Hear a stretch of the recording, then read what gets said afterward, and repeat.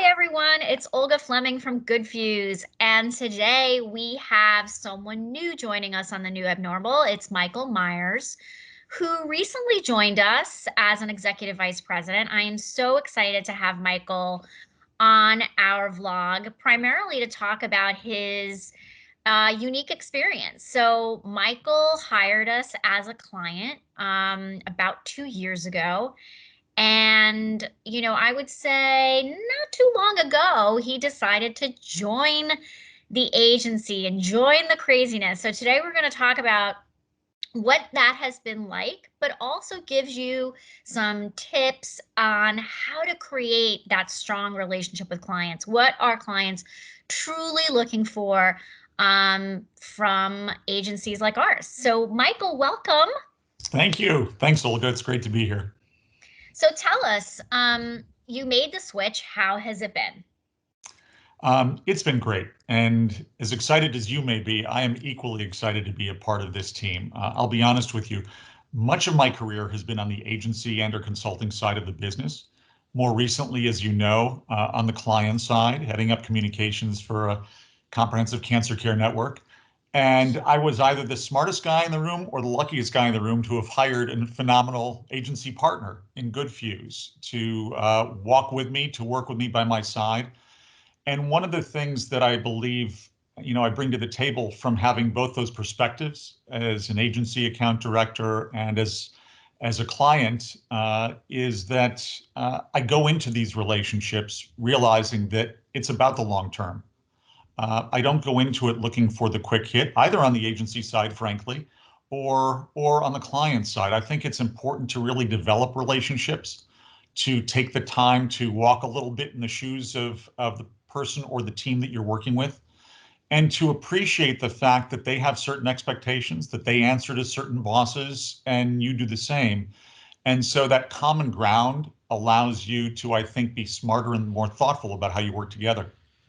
Now, that's great. So, are there any tips that you would give to others in our field who are, struggling at a time like today where we're closer to our clients because obviously we're with them. We probably see, their homes, their kids sometimes make appearances on our Zoom calls, their Right. pets. But how do you foster really strong relationships with clients? What tips would you give people? Well, I think the important thing, as I said earlier, is to really take the time, albeit virtual right now, to get to know them. Yes, you're already in their living rooms or their guest rooms and seeing a little bit about their lives, but really take the time because everybody is going from Zoom meeting to Zoom meeting, and it gets to be a little bit frenetic. And it's hard to really focus. But I think we have to take the opportunity, particularly when you're new in a relationship, to really take the opportunity to understand them, to learn a little bit about what makes them tick, what they want out of that relationship that Right. you're bringing to the fold, and then be able to capitalize on that so that you're sensitive to their needs and that you're delivering your best work as a result. Right. No, I mean, I think that humanity is just such an important part of, getting to know a client, really getting to be their partner. I would say that, that's something that's, obviously the holy grail is really getting to know people and really being Right. there for them.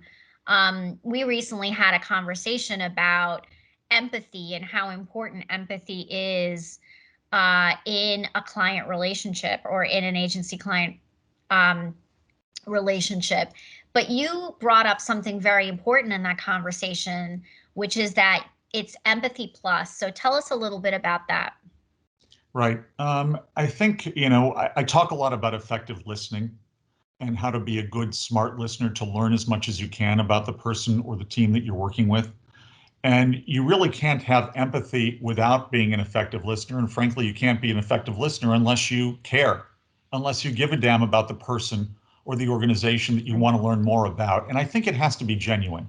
I mean, it quickly comes across to people, particularly those that tend to read those cues more naturally as phony or disingenuous, and that does nothing to accommodate the beginning of a solid relationship. I also think, if I can add one more point, I think it's important to recognize that if you're working with an agency partner or an agency with a client, you go into it with the feeling that they want what's best for you and vice versa. I think if you go in thinking that, well, they're going to be at odds with me, they're going to try and maximize budgets, I'm going to try and do this, and it becomes a little bit of an abusive relationship. And I think to keep it on a solid, positive track, you have to look at the best of why you chose them to begin with and why they chose you and build on that. That way you have a long-term partnership and you can grow from there. I love that. I think that's great advice on both sides. Sometimes I think the best thing to do is just to have a level setting conversation, just so that everybody knows what the expectations are on both sides. I mean, oftentimes it's that lack of communication that can cause some challenges. Right. And we're in the communications industry. We should be able to easily say, well, this is what I need from you to win. This is what you need from me to win. And together it's a win-win. Um, and I think that sometimes we forget that because we get busy in our day. We have a lot of pressures and stresses around us. So great tips. Thank you so much for joining us. I'm sure you're going to be in several more The New Abnormals. So stay tuned, everyone, and thanks for listening. Thanks Bye-bye for having now. me. Take care.